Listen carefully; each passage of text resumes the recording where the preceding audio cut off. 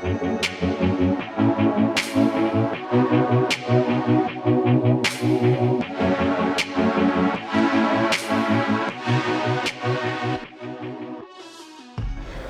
me, it was fascinating to realize what source of inspiration this concept of smart specialization has become.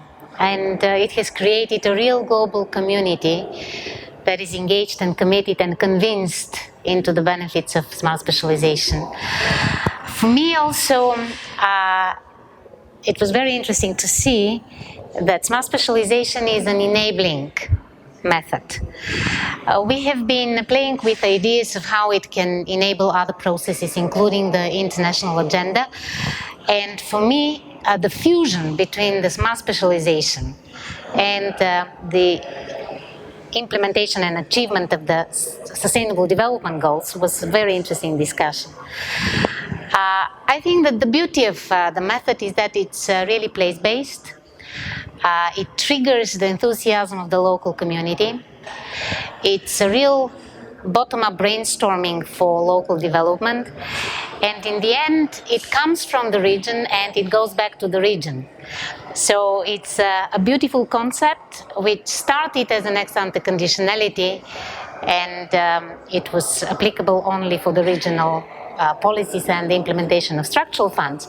But it gradually grew to other policies in the EU, and now we see that we have a real global community united around this concept.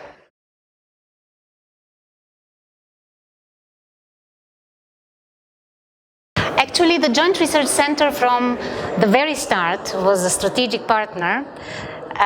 It was the two DGs, the Director General for Regional and Urban Policy, and the Joint Research Center that started the implementation of this concept. We, as JRC, were very much behind the process of ex-ante conditionality approval, which was the 120 strategies that we have today.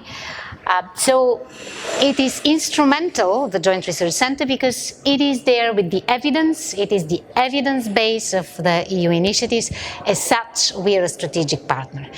And to add, in concrete terms, actually the platform that is based here in Seville, the Smart Specialization platform, is the instrument, is the aiding hand of the smart specialization concept in the Commission.